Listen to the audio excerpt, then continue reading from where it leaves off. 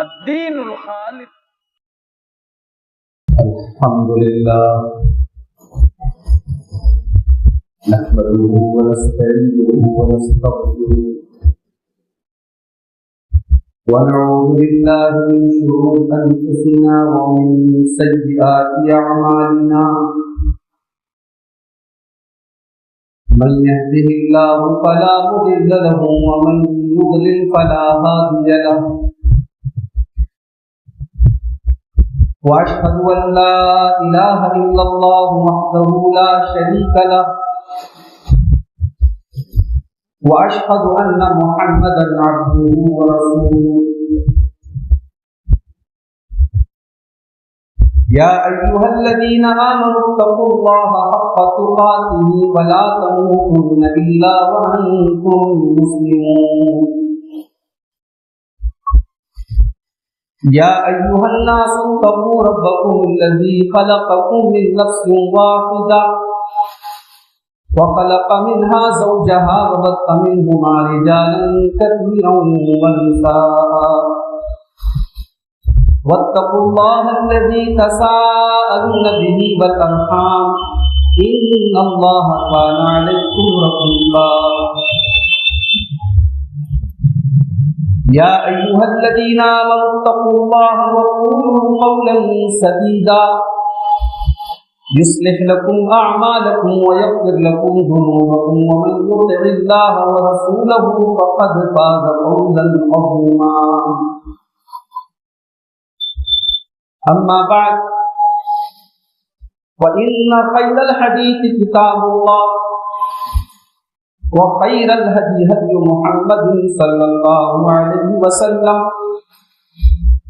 وشر الأمور محدثاتها وكل محدثة بدعة وكل بدعة ضلالة وكل ضلالة في النار.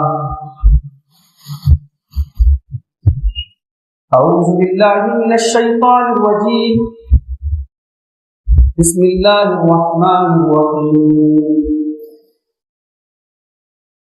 إنما يعمر مساجد الله من آمن بالله واليوم الآخر وأقام الصلاة وآتى الزكاة ولم يخش إلا الله فعسى أولئك أن يكونوا من المهتدين. صدر محترم، معزز علماء کرام، بزرگوں اور دوستوں، نوجوان ساتھیوں،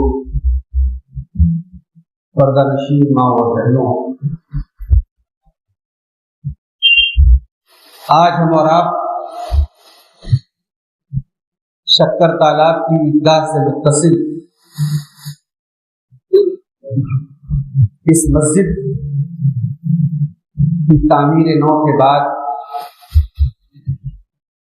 اس کے افتتاحی پروگرام میں اس مسجد میں شریک. اللہ جزائے خیر دے ہماری جماعت کے ذمہ داروں کو جنہوں نے اس مسجد کو تو کافی خستہ حال کی اس کی تعمیر کا عزم کیا، اور آج اللہ کے فضل و کرم سے اس مسجد میں ایک کشادہ جگہ کے اعتبار سے بھی، لوکیشن کے اعتبار سے بھی، اور اپنی تعمیر کے اعتبار سے بھی ایک شاندار مسجد تعمیر ہو رہی ہے، بھی کام چل ہی رہا ہے. آپ حضرات سے یہ بھی گزارش ہے کہ اس مسجد میں آپ حضرات بڑھ چڑھ کر کے تعاون کریں. اللہ تبارک و تعالیٰ ان تمام لوگوں کے تعاون کو قبول کرے جن کی محنتوں سے، جن کی کوششوں سے، جن کے تعاون سے یہ مسجد اس مقام تک پہنچی ہے، اور اللہ مزید ہمیں اس سلسلے میں تعاون کرنے کی توفیق عطا فرمائے. میرے بزرگوں، میرے عزیزوں، اسلامی معاشرے میں مسجد کا مقام کیا ہے؟ کیا مسجد صرف ایک عبادت گاہ ہے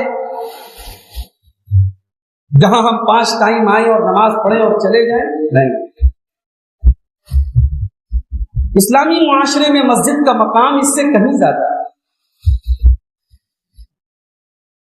مسجد وہ جگہ ہے کہ روئے زمین میں اس سے مقدس کوئی جگہ نہیں، اس سے پاک کوئی جگہ نہیں. اللہ کے پیارے حبیب فرماتے ہیں احب البلاد الی اللہ المساجد. روئے زمین کا سب سے محبوب علاقہ، سب سے محبوب جگہ اللہ کو مسجد. وابغض البلاد الی اللہ اسواقها. اور روئے زمین میں اللہ تبارک و تعالیٰ کو سب سے زیادہ ناپسند اگر کوئی جگہ ہے تو بازار ہے، مارکیٹ. ایسا کیوں ہے بھائی؟ بازار بھی تو ہماری ضرورتوں سے جڑی جگہ ہے. بازار نہ جائیں تو تجارت کیسے ہو؟ بازار نہ جائیں تو کاروبار کیسے ہو؟ بازار نہ جائیں تو ضرورتیں کیسے پوری؟ اللہ کے نبی نے مسجد کو سب سے محبوب جگہ اور بازار کو سب سے مبغوض جگہ کیوں کرا؟ کیونکہ مسجد وہ جگہ ہے جہاں گناہ ہونے کے چانسز نہ کے برابر. گنہگار سے گنہگار بھی انسان مسجد کا احترام کرتا ہے. مسجد میں غلط بات منہ سے نکالتے بھی انسان ڈرتا ہے. مسجد وہ جگہ ہے جہاں 24/7 صرف اور صرف اللہ کا نام لیا جاتا ہے، اس کی تسبیح بیان ہوتی ہے، اس کی بڑائی بیان ہوتی ہے.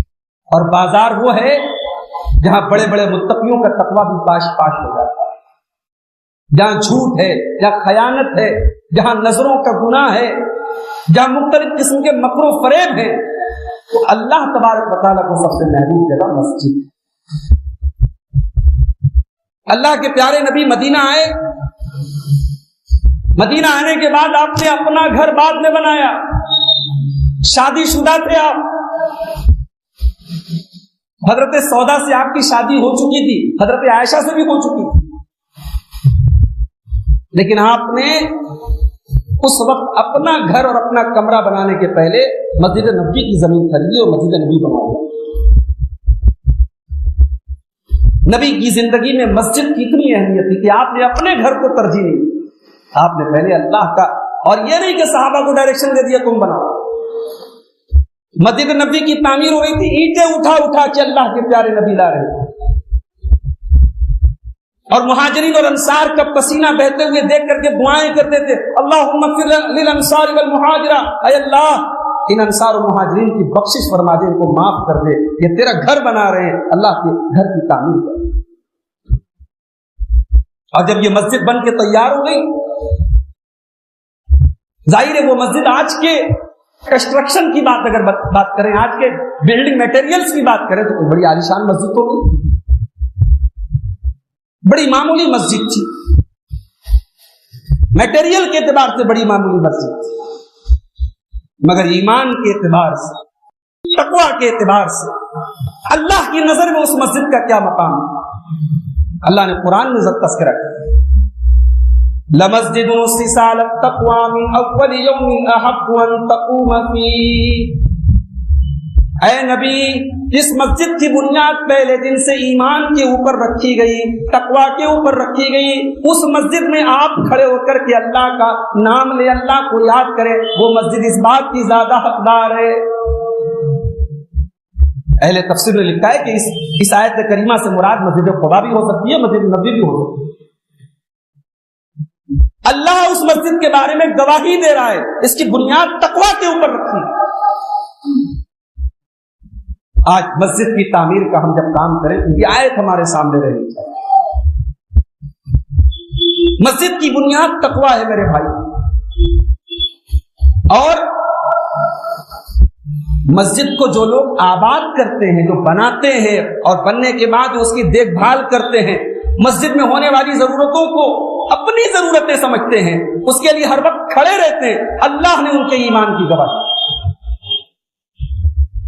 جو انسان مسجد کی تعمیر میں کسی طریقے سے جڑا ہے وہ خوش ہو جائے، اس کے لیے بشارت ہے، اللہ نے اسے ایمان کی بشارت سنائی، اسے ایمان کی گواہی دی. اللہ سورہ توبہ کی آیت نمبر 18 میں اللہ نے فرمایا ابھی حافظ القمر صلی اللہ علیہ وسلم سے آپ نے وہ آیتیں بھی سنی، اس کے پہلے کی آیت، مکہ کے کفار و مشرکین کو بڑا ناز تھا، ہم خانہ کعبہ کے معمار ہیں، خانہ کعبہ کو بنانے والے حرم کے پڑوسی ہم، حاجیوں کو ستو پلاتے ہیں، خانہ کعبہ کی تعمیر ہم نے کی، ہم سے بڑا نیک انسان تھا۔ اللہ نے کہا کہ شرک کرتے ہوئے، کفر کرتے ہوئے تم ایک نہیں لاکھ مسجدیں بنا لو، کیا مطلب؟ جب تمہارے اندر شرک ہے تو تمہاری اس تعمیر کا کوئی مقصد نہیں۔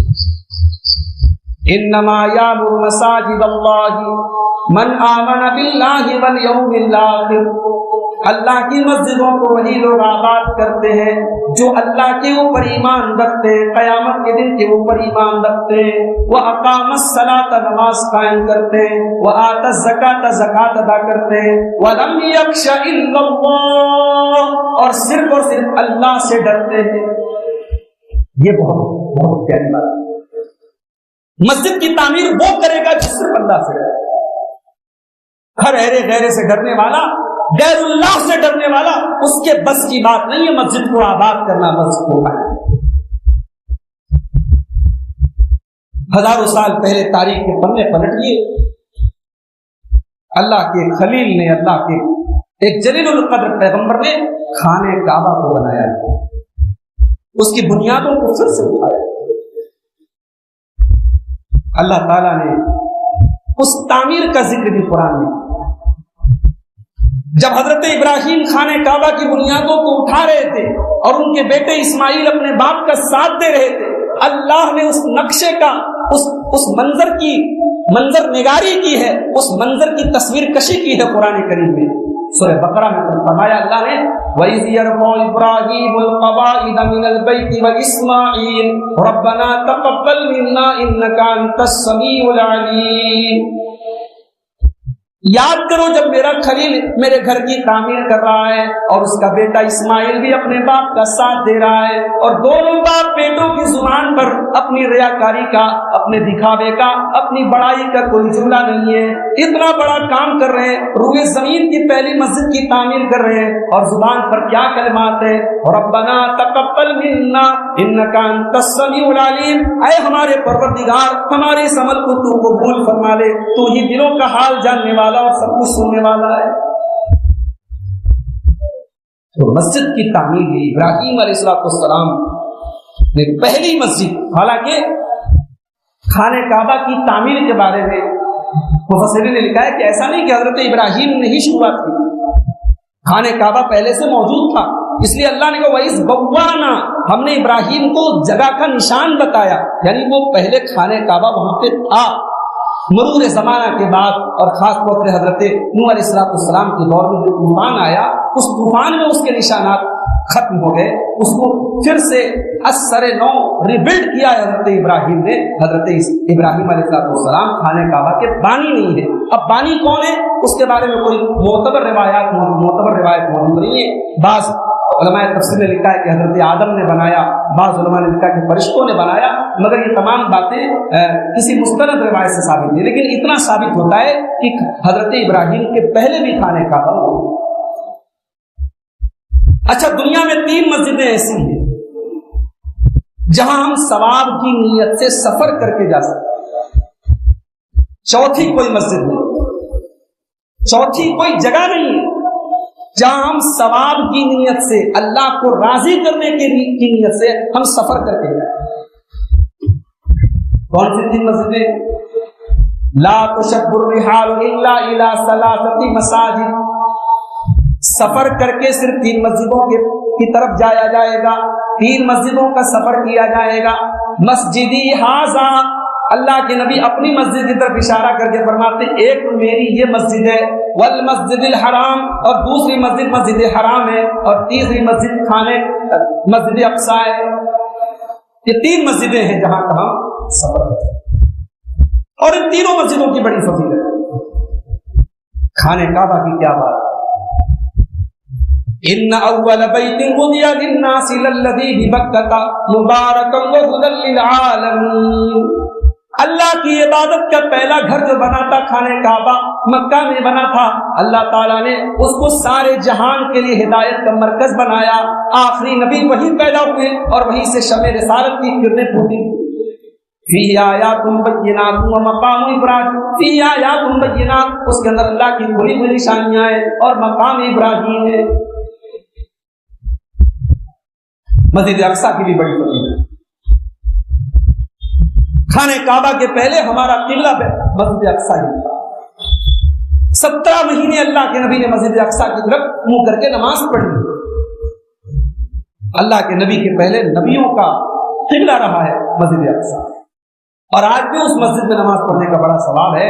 دعا کیجیے اللہ تعالیٰ ہم سب کو بھی ایک مرتبہ توفیق دے کہ مسجد اقصیٰ میں ہم نماز پڑھیں اور اس مسجد کو اللہ تبارک و تعالیٰ ظالموں کے چنگل سے آزاد کرے. تو بھائیوں، مسجد کا مقام آپ نے سن لیا، مسجد کی اہمیت سن لی، مسجد کو تعمیر کرنے والوں کا مقام آپ نے سنا. اب میں جو اصل ٹاپک پر بات کرنا چاہتا ہوں، مسجد کے حقوق کیا ہیں ہمارے. مسجد تو بنا لی شب بھر میں ایمان کی حرارت والوں نے، من اپنا پرانا پاپی تھا برسوں میں نمازی بن سکتا.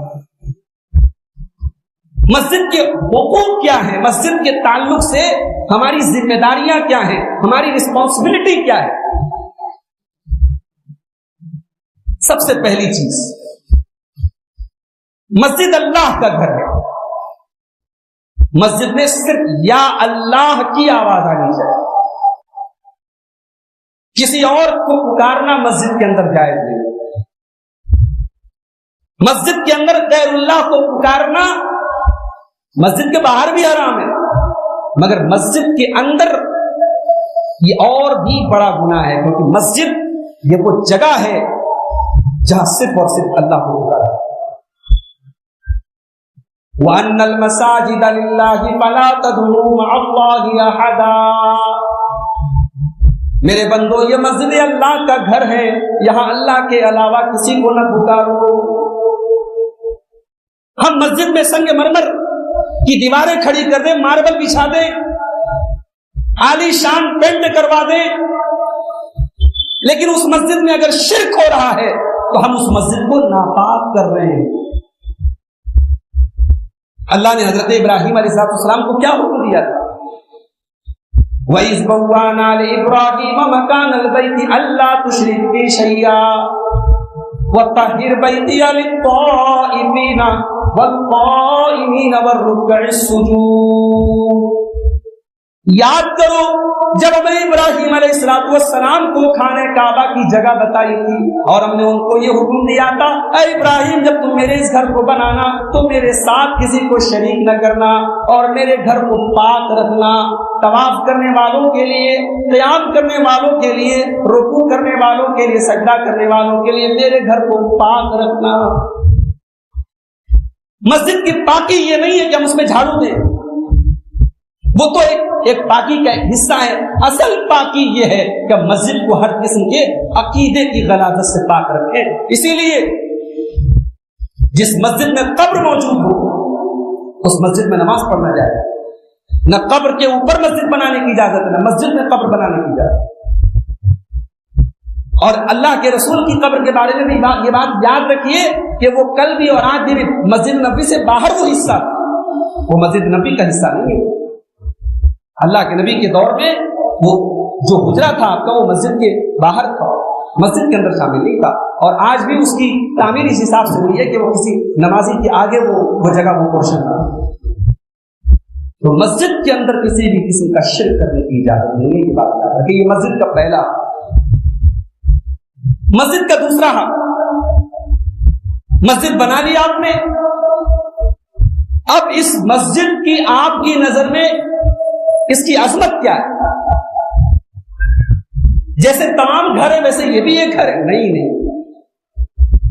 مسجد کو اللہ نے اپنا گھر کہا، اور جس چیز کے ساتھ اللہ کی نسبت جڑ جائے، اللہ کا نام جڑ جائے، وہ شاعر اللہ میں شامل ہو جائے. بھائی تمام جانور ہیں، مگر جہاں قربانی کا جانور آ گیا تو اللہ قرآن میں کیا کہتا ہے؟ اس کی تعظیم کرو۔ تعظیم کا مطلب یہ نہیں کہ اس کی پوجا پاٹ شروع ہو جائے، یعنی اس کو موٹا تازہ کرو، اس کو اہمیت دو۔ تو مسجد اللہ کے شعائر میں سے ہے، وَمَن يُعَظِّمْ شَعَائِرَ اللَّهِ فَإِنَّهَا مِن تَقْوَى الْقُلُوبِ، جو اللہ کے شاعر کی تعظیم کرتا ہے وہ بات یاد رکھے کہ اس کا تعلق دل کے ساتھ ہے۔ تیسری چیز، مسجد کا تیسرا حق، آپ نماز گھر میں پڑھ سکتے ہیں مجبوری میں، عذر ہونے پر۔ اگر آپ کے پاس کوئی عذر نہیں ہے، کوئی بیماری نہیں ہے، کوئی تکلیف نہیں ہے، تو آپ کو مسجد میں چل کے آنا ہے، اور یہ بھی اسلام کی بڑی مصلحت ہے۔ اس دنیا کے دوسرے مذاہب میں یہ شرط نہیں ہے، ان کے یہاں پہلی بات تو عبادات کے اوقات مقرر نہیں ہے، کوئی کسی بھی ٹائم آئے عبادت کر کے چلا ہے۔ ہمارے یہاں ٹائم مقرر ہے، مغرب کی نماز کے 40 منٹ کے بعد آپ مغرب کی نماز پڑھیں گے، آپ کی نماز ہو جائے گی، مگر قضا ہوگی، ادا نہیں ہوگی، ٹائم نکل گیا۔ عصر کی نماز آپ سورج غروب ہونے کے بعد پڑھ رہے ہیں، نماز ہو جائے گی مگر قضا ہوگی، آپ کو وہ ثواب نہیں ملے گا جو 4 بجے آ کے جس نے جماعت میں ڈالا۔ ان الصلاۃ کانت علی المؤمنین کتابا موقوتا، تمام نمازیں مومنوں کے اوپر ٹائم سے فرض ہے، وقت سے فرض ہے، ٹائم سے پڑھنا ہے اور جماعت سے پڑھنا ہے۔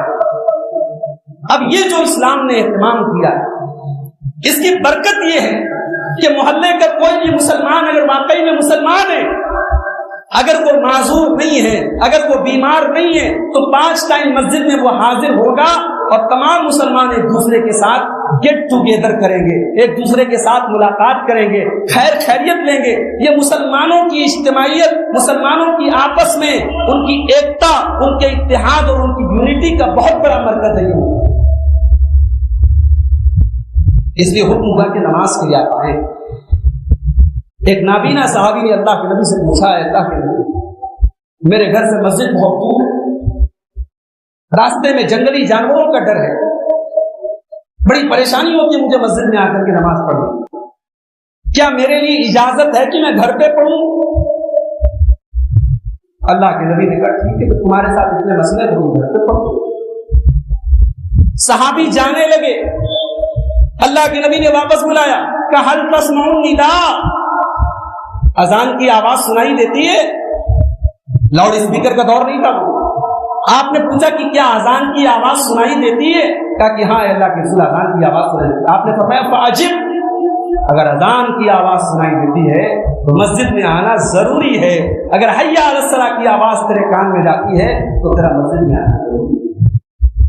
اگر آپ کا گھر کسی مسجد کے پڑوس میں ہے، آپ کا گھر گواہی دے گا قیامت کے دن، یا اللہ 5 ٹائم اس کے گھر کے پڑوس میں حی علی الصلاۃ کی آواز گونجتی رہتی تھی، یہ بستر پہ سویا رہتا تھا، یہ نماز نہیں پڑھتا تھا، ہمارا مسجد کے قریب ہونا یہ ہمارے حق میں وبال بن جائے گا۔ میرے بھائیوں، قیامت کے دن اگر ہم نے اس اذان کی حاضری کا جواب نہیں دیا، ہم مسجد میں حاضر نہیں۔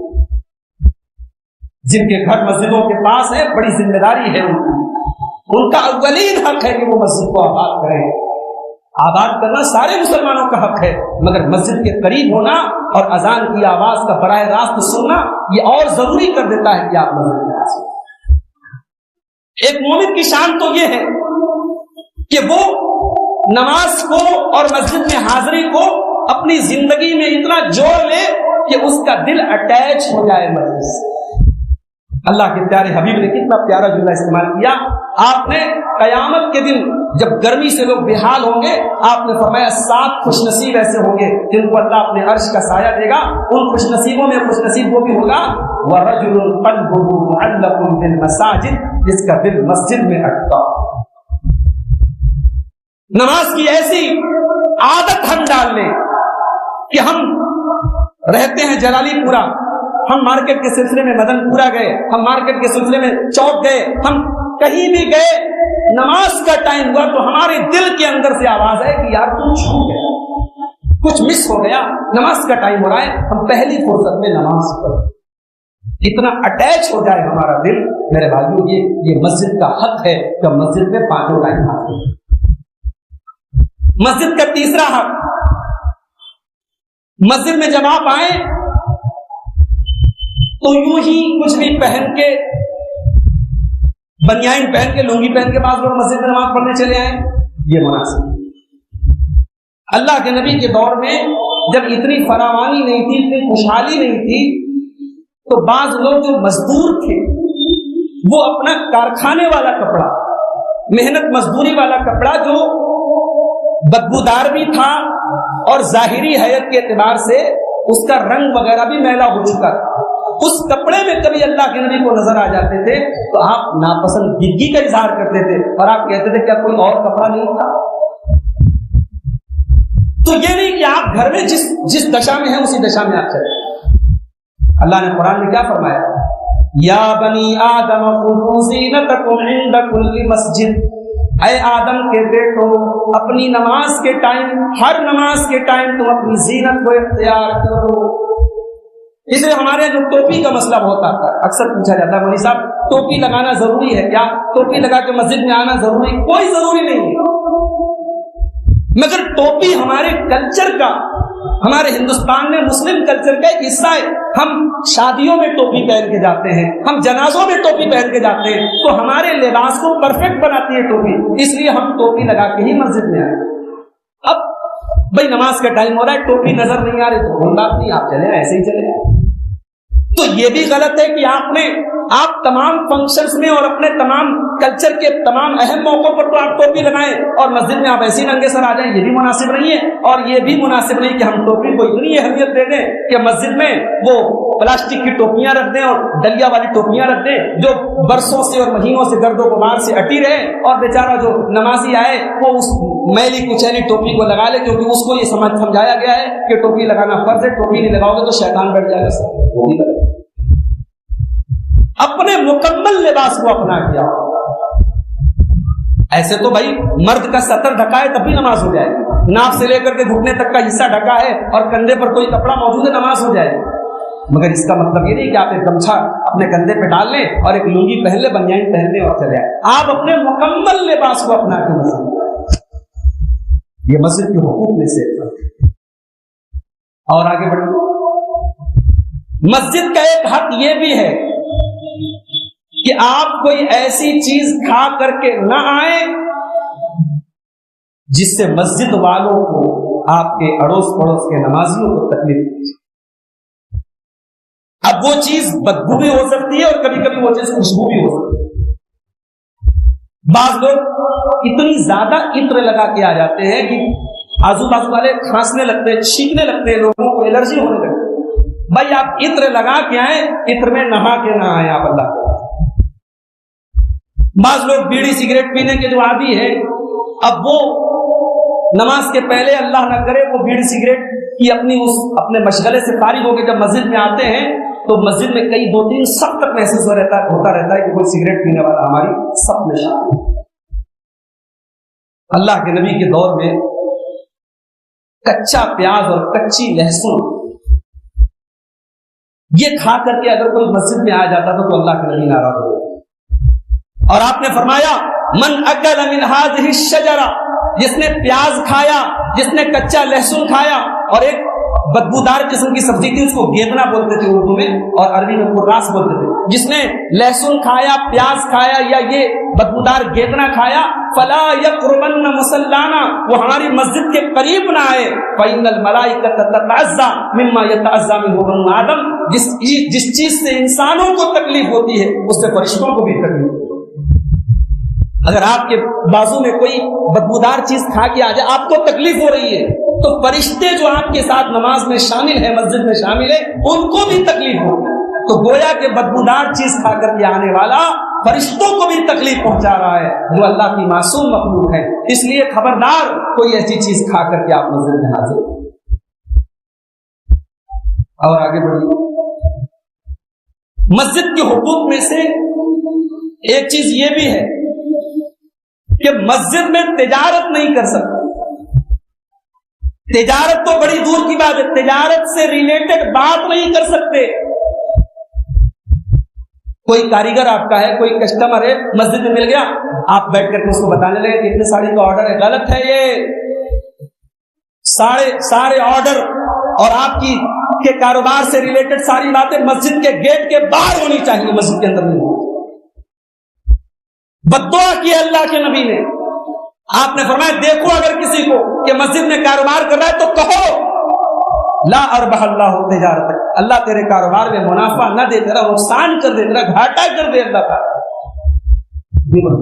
اللہ کے نبی بددعا کرنے کو آپ نے منع کیا کہ مسجد میں کوئی تجارت نہ کرے, کوئی بات نہیں.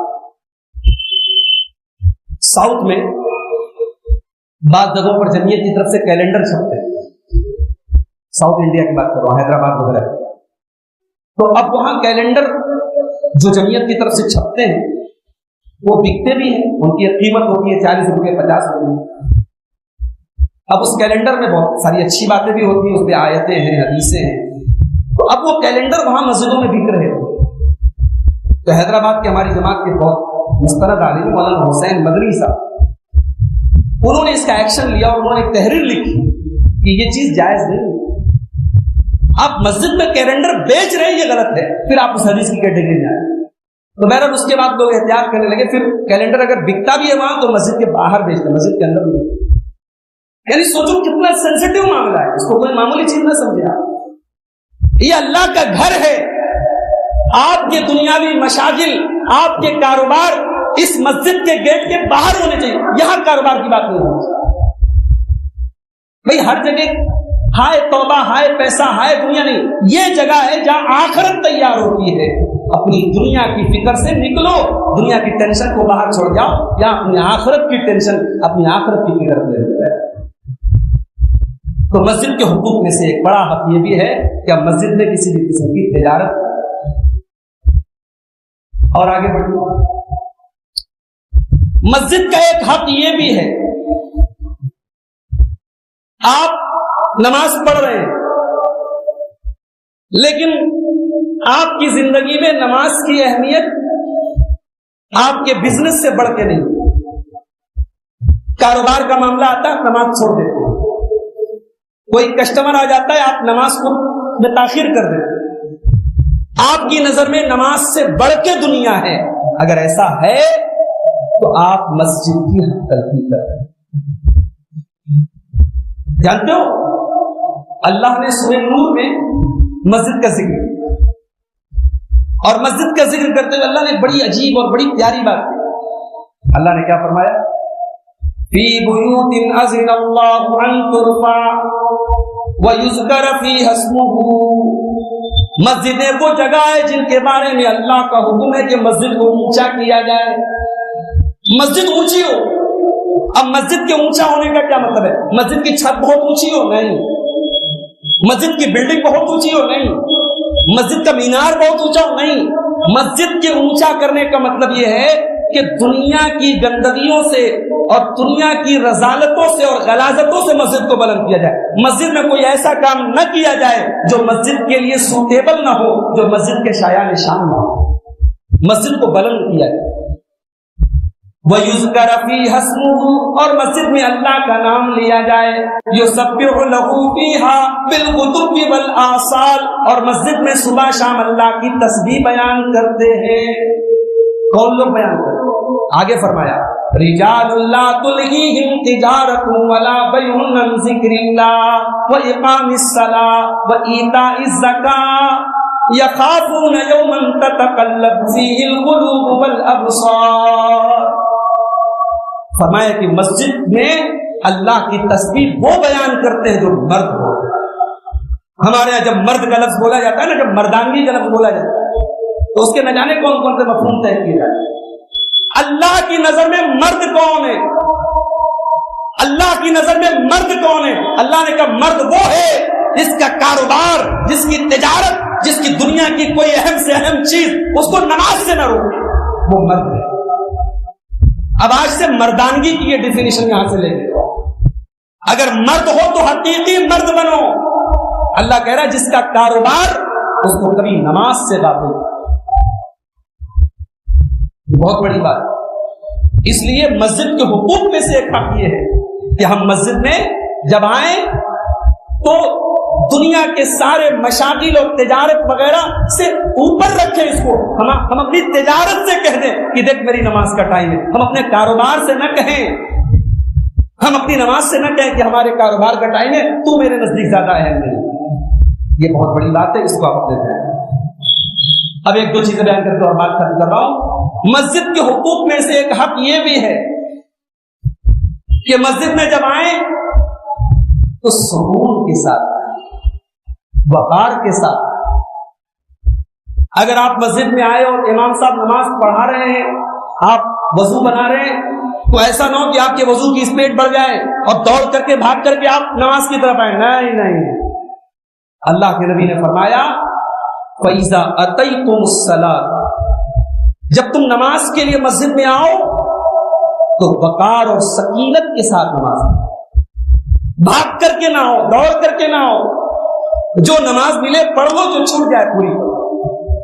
تو آپ کی ایک رکعت چھوٹ جائے, دو رکعت چھوٹ جائے, آپ مسجد میں وقار کے ساتھ آئے, دوڑ کر کے بھاگ کر کے.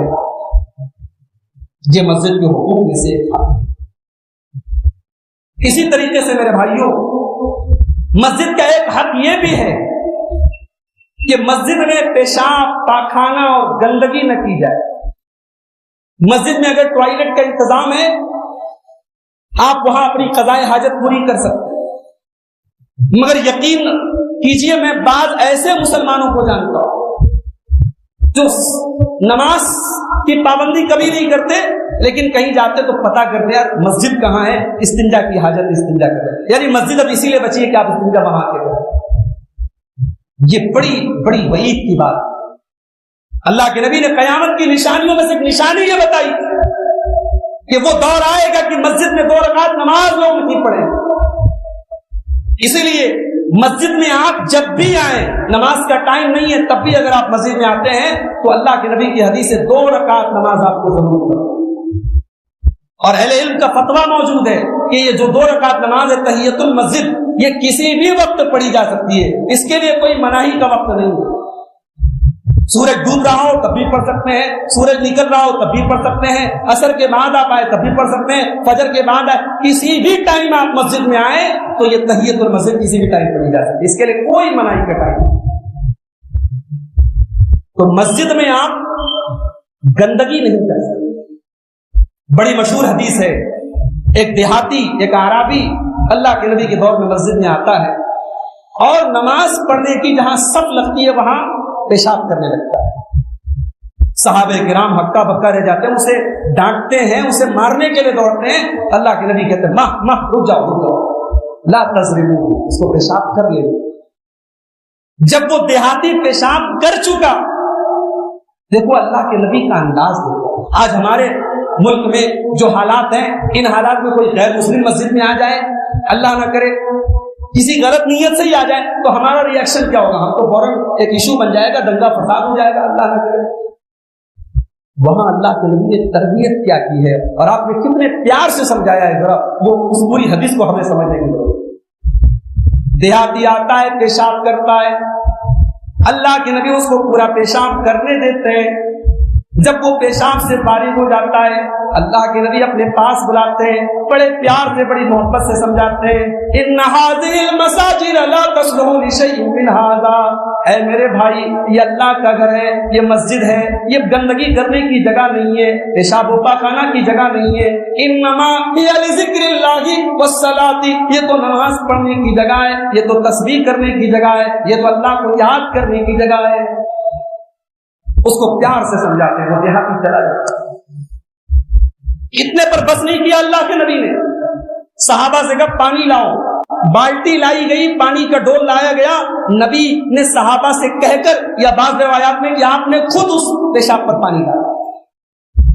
اب اس کے بعد اتنے پر بھی آپ نے بس نہیں کیا, آپ نے اپنے صحابہ سے کہا کہ جب وہ پیشاب کرنے آیا تھا تو تمہارا ری ایکشن اتنا سخت کیوں تھا, تم اتنے جذباتی کیوں ہو گئے؟ انما بعثتم مبشرین ولم تبعثوا منفرین, اے میرے صحابہ تمہیں بشارت سنانے والا بنا کے بھیجا گیا ہے, نفرت پیدا کرنے والا بنا کے نہیں بھیجا. یہ ہے میرے بھائی, یہ اسلام کا اخلاق ہے, یہ نبی کا اخلاق. اس حدیث میں ہمارے لیے بہت سارے سبق ہیں.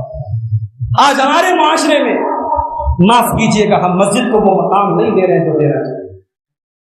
مجھے افسوس کے ساتھ یہ کہنا پڑتا ہے ہمارے علاقوں میں جو کروڑ پتی لوگ ہیں جو اپنے مکان کی زیبائش اور اپنے مکان کے ڈیکوریشن پر کروڑ روپے خرچ کرتے ہیں, جب ان کے مسجد کی تعمیر کی بات آتی ہے تو ان کا دل بہت تنگ ہو جاتا ہے. میرے بھائی یہ زمین, یہ جائیداد, یہ پراپرٹی سب یہی رہ جائے گی. اللہ کے نبی کہتے ہیں اے ابن آدم, تو کہتا ہے میرا مال میرا مال, تیرا مال کیا ہے جو تو نے کھا کے ختم کر دیا, جو تو نے پہن کے پرانا کر دیا, یا جو تو نے اللہ کی راہ میں آگے آخرت کے لیے بڑھا. اگر کسی مسجد کی تعمیر میں ہم نے اپنی حیثیت کے مطابق جو 10 روپیہ دینے کے لائق ہے وہ 10 روپیہ دے, جو 1 لاکھ دینے کے لائق وہ 1 لاکھ دے, جو 1 کروڑ دینے کے لائق وہ 1 کروڑ. آج بنارس کے مختلف علاقوں میں ہمارے جماعت کے ذمہ دار موجود ہیں, پیشانیوں پر بل پڑ جاتے, سمجھ نہیں آتا کہ اتنی ساری ضرورتوں کو کیسے پورا کیا جائے. ضرورت تو کئی علاقوں میں مسجد ہو. اگر اصحاب ثروت اور ہمارے قوم کے سرمایہ دار اور ہماری جماعت کے جو اللہ تعالیٰ نے جن کو نوازا ہے, اگر واقعی میں وہ دل کے خزانے کھول دے, عثمان غنی کی روایت کو قائم کر لے میرے بھائی, تو آج انشاءاللہ کسی علاقے میں مسجد کی کوئی قلت نہیں. تو آپ دل کھول کے خرچ کریں ایک بات, اور دوسری بات یہ کہ آپ مسجد کو صرف نماز پڑھنے کی جگہ نہ بنائیں. اس دور میں ہمیں مسجد سے کئی کام ہم لے سکتے ہیں. ایک بڑا ضروری اور اہم کام جو ان حالات میں مجھے سمجھ میں آ رہا ہے کہ ہر مسجد میں مکتب کا ایک اچھا انتظام ہے. مغرب بعد یا عشاء بعد یا عصر بعد جو سوٹیبل ٹائم ہو, ہر مسجد میں آپ مکتب قائم کریں. آپ کے گھر کے, آپ کے خاندان کے, آپ کے محلے کے جو بچے اسکولوں میں پڑھ رہے ہیں, جو بچے اور بچیاں, ان کے لیے 1 گھنٹہ 2 گھنٹہ ایک اچھی مکتب کی تعلیم کا انتظام ہو, جس میں قرآن پڑھایا جائے, دعائیں پڑھائی جائیں, عقیدہ پڑھایا جائے, تھوڑی موڑی سیرت پڑھائی جائے, یعنی ایک چھوٹا موٹا ایک ہلکا ایک لائٹ سلیبس ہو. اور وہ 1 سال 2 سال جب وہ بچہ اور بچی آپ کے مکتب میں تعلیم حاصل کر لے تو وہ کسی بھی اسکول میں چلا جائے, کسی بھی کالج میں چلا جائے, اس کی بنیاد مضبوط ہو, اس کا فاؤنڈیشن مضبوط ہو. یہ آپ کا بڑا اہم کام ہے اور جماعت کے ذمہ داران موجود ہیں. میں کہوں گا اس کو ہم اپنی ترجیحات میں شامل کریں, اس کے لیے فنڈنگ کریں, اس کے اوپر خرچ کریں, اچھے ٹیچروں کو اچھی تنخواہ دے کے ہم ہر مسجد میں مکتب کا انتظام کریں. اس لیے میرے بھائیوں, حالات ہمارے بچوں کو, ہماری بچیوں کو آپ کس چیز سے روکیں گے؟ وہ زہر جو یوٹیوب کے ذریعے آپ کے بچے کو پروسا جا رہا ہے, اس کا کوئی کارڈ نہیں آپ کے پاس. وہ زہر جو اسکولوں اور کالجوں میں آپ کی بچیوں کو دیا جا رہا ہے, اس کا کوئی توڑ نہیں آپ کے پاس. بچیوں, لڑکیوں کے پروگرام, ہمارے بعض جماعت کے ذمہ داران یہاں موجود ہیں, لڑکیوں کے پروگرام وقتاً فوقتاً ہوتے ہیں, مگر اس میں بھی بہت ساری مسجدوں کی طرف سے سپورٹ نہیں ملتا ہے. لوگ کہتے ہیں ہم اپنے یہاں نہیں رکھ سکتے. آپ مسجد میں عورتوں کا پروگرام کیوں نہیں رکھ سکتے؟ ہمارے یہاں جمعہ کی نمازوں میں اکثر مسجدوں میں عورتوں کا انتظام ہے, لیکن عورتیں کم آتی ہیں. عورتوں کی حاضری بڑھوائیے آپ. عیدین کی نمازوں میں ضرور عورتوں کو لے کے جائیے, اور پھر عورتوں کے اسپیشل پروگرام وقت کرائیے, اور تمام مساجد کے ذمہ داران اپنا دل کھولیں اور کہیں ہماری مسجد کے دروازے آپ کے لیے 7 دن کھولیں, آپ کبھی بھی عورتوں کا پروگرام کر سکتے ہیں. جماعت کو اس بات کی آزادی اور اختیار دیں, مسجد سے ہم یہ سارے کام لے سکتے ہیں. نبی کے دور میں مسجد ایک ملٹی پرپز جگہ تھی, وہاں صحابہ کے مشورے بھی ہوتے تھے, وہاں جنگی تدبیریں بھی ہوتی تھی, وہاں علم بھی سیکھا جاتا تھا, وہاں فتویٰ بھی دیا جاتا تھا. ہم مسجد کو بھی ایک ملٹی پرپز جگہ بنائیں, مسجد سے مختلف کام لیں. آئیے اللہ سے دعا کرے رب العالمین اس مسجد کی تعمیر کو ہم سب کو جلد سے جلد مکمل کرنے کی توفیق عطا فرمائے. جن بھائیوں نے, جن حضرات نے, جن بزرگوں نے اپنا تعاون پیش کیا ہے, اللہ ان کے تعاون کو قبول فرمائے. جو ابھی تک پیچھے ہیں, اللہ ان کو اس میں مزید اپنا تعاون لینے کی, حصہ لینے کی توفیق عطا فرمائے. رب العالمین ہمیں مسجد کو قائم کرنے کے ساتھ ساتھ اسے نمازیوں سے بھی آباد کرنے کی توفیق عطا فرمائے. رب العالمین ہر قسم کی مصیبتوں اور تکلیفوں سے ہم سب کی حفاظت فرمائے, اور ہماری جو مساجد دشمنان اسلام کے نرغے میں ہیں اور ان کی غلط نظریں ان مساجد پر ہیں, اللہ ان مساجد کی حفاظت فرمائے. یہ مسجد اللہ کا گھر ہے, اللہ اپنے گھر کی حفاظت کی تدبیر کو فرما دے. اللہ رب العالمین ہم سب کو ایمان و عمل کی زندگی عطا فرمائے اور ایمان پر ہم سب کا خاتمہ فرمائے. آمین. وآخر دعوانا الحمدللہ رب العالمین. والسلام علیکم ورحمۃ اللہ وبرکاتہ.